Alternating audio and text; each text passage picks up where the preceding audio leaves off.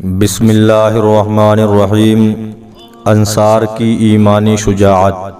محاصرے کی وجہ سے مسلمانوں کی پریشانی دیکھ کر حضور صلی اللہ تعالی علیہ وسلم نے خیال کیا کہ کہیں مہاجرین و انصار ہمت نہ ہار جائیں، اس لیے آپ نے ارادہ فرمایا کہ قبیلہ غطفان کے سردار عیینہ بن حسن سے اس شرط پر معاہدہ کر لیں کہ وہ مدینہ کی 1/3 پیداوار لے لیا کرے اور کفار مکہ کا ساتھ چھوڑ دے۔ مگر جب آپ نے حضرت سعد بن معاذ اور حضرت سعد بن عبادہ رضی اللہ تعالی عنہما سے اپنا یہ خیال ظاہر فرمایا تو ان دونوں نے عرض کیا کہ یا رسول اللہ صلی اللہ تعالی علیہ وسلم، اگر اس بارے میں اللہ تعالی کی طرف سے وحی اتر چکی ہے جب تو ہمیں اس سے انکار کی مجال ہی نہیں ہو سکتی، اور اگر یہ ایک رائے ہے تو یا رسول اللہ صلی اللہ تعالی علیہ وسلم، جب ہم کفر کی حالت میں تھے اس وقت تو قبیلہ غطفان کے سرکش کبھی ہماری ایک کھجور نہ لے سکے، اور اب جبکہ اللہ تعالی نے ہم لوگوں کو اسلام اور آپ کی غلامی کی عزت سے سرفراز فرما دیا ہے تو بھلا کیوں کر ممکن ہے کہ ہم اپنا مال ان کافروں کو دے دیں گے؟ ہم ان کفار کو کھجوروں کا انبار نہیں بلکہ نیزوں اور تلواروں کی مار کا تحفہ دیتے رہیں گے، یہاں تک کہ اللہ تعالی ہمارے اور ان کے درمیان فیصلہ فرما دے گا۔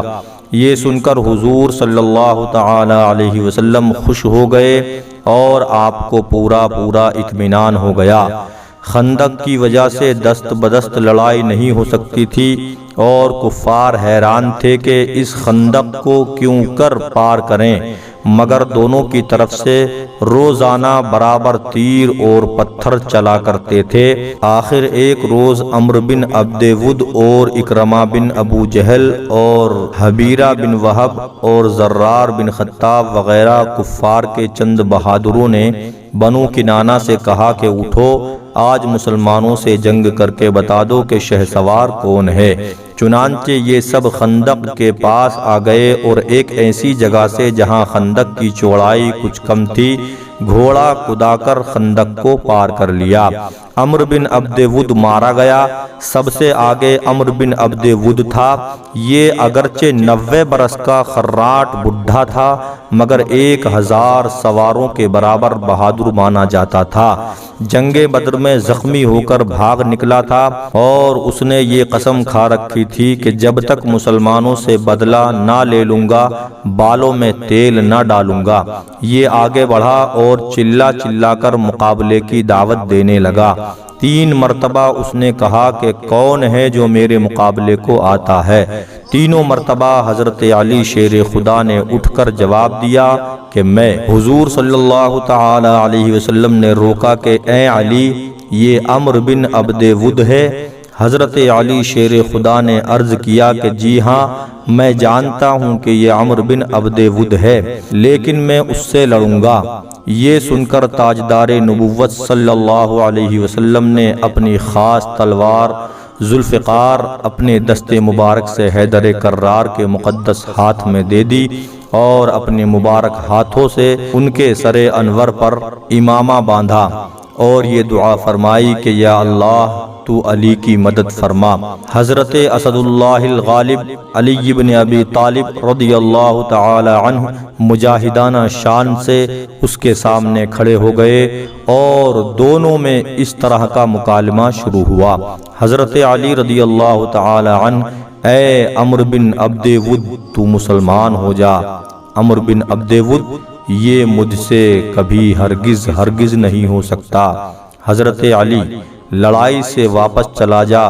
عمرو بن عبد ود، یہ مجھے منظور نہیں۔ حضرت علی رضی اللہ تعالی عنہ، تو پھر مجھ سے جنگ کر۔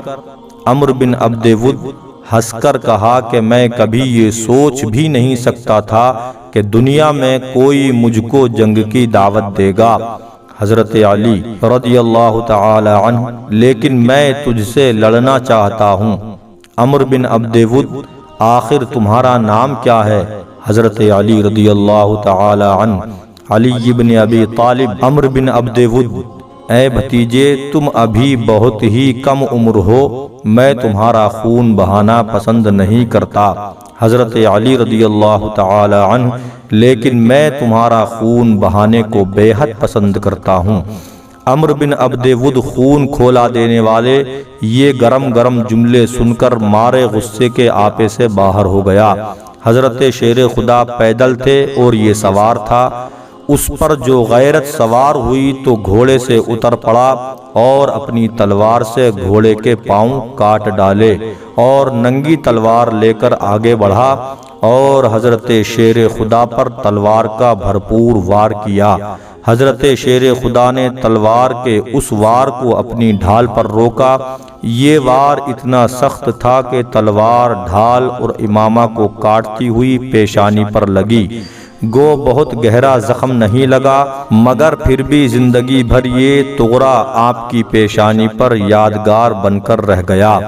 حضرت علی شیر خدا رضی اللہ تعالی عنہ نے تڑپ کر للکارا کہ اے عمرو بن عبد ود، سنبھل جا، اب میری باری ہے۔ یہ کہہ کر اسد اللہ الغالب نے ذوالفقار کا ایسا جچا تلا ہاتھ مارا کہ تلوار دشمن کے شانے کو کاٹتی ہوئی کمر سے پار ہو گئی اور وہ تلملا کر زمین پر گرا اور دم زدن میں مر کر فنار ہو گیا اور میدان کارزار زبان حال سے پکار اٹھا کہ شاہ مردہ شیر یزداں قوت پروردگار، لا فتح الا علی لا سیف الا ذوالفقار۔